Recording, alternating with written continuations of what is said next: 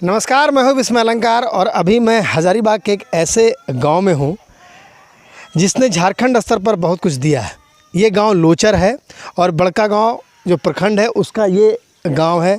केरडारी प्रखंड का ये लोचर गांव है। यहाँ के किसान हैं जो जिनका नाम पूरा झारखंड जानता है, मीनू महतो जी। मीनू महतो जी इस गांव में हैं और कृषि कार्य के लिए, खेती कैसे उन्नत हो इसके लिए किसानों को जागरूक करते हैं।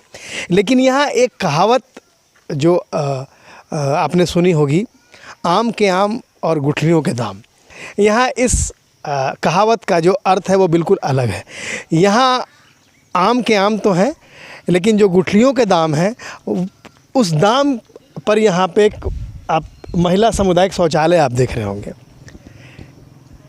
उस आम के पैसे से इस पूरा जो शौचालय है इसकी देखरेख होती है और इसका जो खर्च आता है सालाना उसी आम के पैसे से इसको किया जाता है। क्या है पूरा मामला, आइए मीनू महतो जी से पहले जानने का प्रयास करते हैं। आम के आम गुठलियों के दाम तो हमने सुने थे, यहाँ पे ये कैसे है, क्या? बहुत अच्छा है। 1994 में सुधीर प्रसाद नाम के डीसी थे हज़ारीबाग में, तो उन्हीं के सहयोग से ये आम के पेड़ यहाँ हमारे ये फॉरेस्ट लाइन में वन भूमि पर रोपा दिए गए थे डीएफओ के द्वारा। और हम गांव वाले जाड़ा में गर्मी में पानी पटाए और बचा कर रखे। अब फलता है तो पूरा गांव खाते हैं हम लोग। अभी 72 घर हो गए हैं पूरा गांव वाले। चाहे 2 परिवार का है या एक ही परिवार का है तो उसका भी जो है सो पूरा हिस्सा एक ही मिलता है। और कोई 12 परिवार में है, 15 परिवार का भी है तो उसका भी एक ही हिस्सा मिलता है। उस तरह से 72 हंडिया हम लोग हैं और 72 हंडिया के लोग सभी हम लोग सोचते हैं कि हमारा अपना आम है। सब कहते हैं मेरा अपना आम है। तो 72 घर इसको देख रेख करता है और जब आम पक जाता है तो जो बिक्री होता है वो पैसे इसमें बंटते हैं और सामुदायिक कार्यों में रखते हैं। कैसे क्या होता है? पहले तो आसपास के लोग या हज़ारीबाग के कुंजड़ा को बुला करके हम लोग आम बेच देते हैं। और इस बरस 90,000 रुपये का बिक्री किया और 72 घर में 50 किलो प्रति हंडिया के हिसाब से भी बांट लिए आम।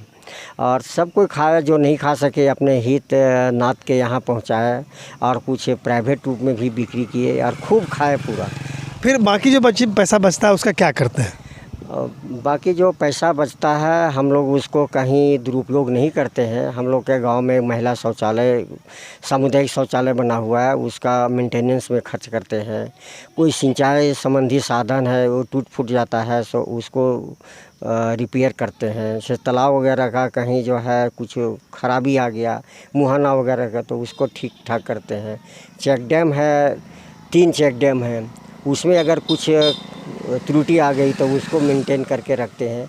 हमारे गांव में देखिएगा लबालब पानी, यहाँ इधर आए होंगे तो देखे होंगे। 1992 में बनाए जब शंकर प्रसाद कमिश्नर थे और शिवराज साहब अस्थाना डीसी साहब थे, उन लोग के सहयोग से बनाया और आज तक वो चल रहा है? आज तक चल रहा है और मैं ज़िंदा रहूँगा कम से कम करीब 25-30 साल, तब तक भी वो कुछ नहीं होगा। मैं ये गारंटी के साथ कहता हूँ। मैं बनाने में था, मेरा सहयोग था, अभी तक चल रहा है। भी है सॉइल कंजर्वेशन से। जब अनिल बाबू थे तो उनके सहयोग से बनाया गांव के पश्चिम तरफ।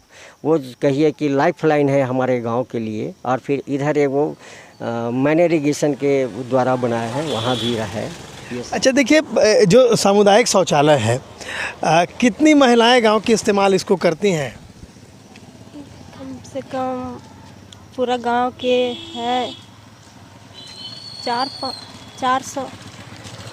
400 महिलाएं इसका इस्तेमाल करती हैं। क्या क्या यहाँ पे फैसिलिटी है, इसमें क्या क्या है? नहाने वाला है, टंकी लगा हुआ है, पानी के साधन है, अंदर में चापाकल है और शौचालय है, सब कुछ है। तो यहाँ ये पूरा तरह से खुले में शौचमुक्त गांव है, यहाँ कोई बाहर नहीं जाता है? नहीं, जो भी लोग हैं यहाँ पे जाते हैं, यहीं पर आते हैं।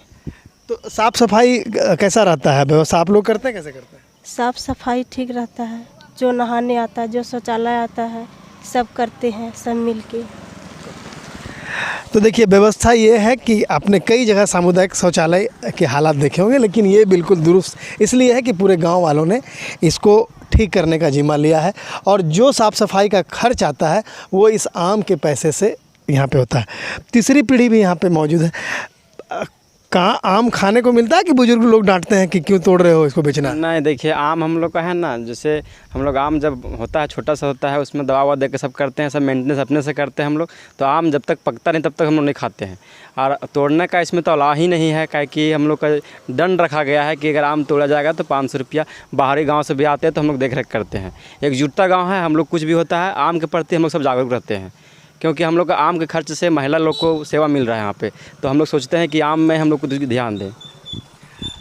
तो इससे बेहतर क्या हो सकता है कि जो तीसरी पीढ़ी है वह भी उतनी ही जागरूक है जितने यहाँ के बुजुर्ग जो यहाँ के थे। उन्होंने एक शुरुआत की।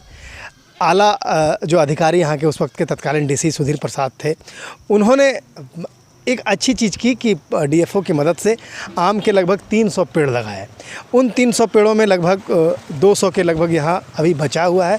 और वो जो फल है जो हर साल आता है, जो बिकता है, जो पैसे बचते हैं, उससे गांव की भलाई में लगता है कि एक तो छोटी सी जो छोटा सा जो काम एक हुआ था वो आज नज़ीर बन गया है। विस्मय अलंकार, लगातार.in के लिए। न्यूज अपडेट के लिए आप हमारे चैनल को सब्सक्राइब करें। आप हमें फेसबुक और इंस्टाग्राम पर भी फॉलो कर सकते हैं। बने रहे लगातार.in के साथ।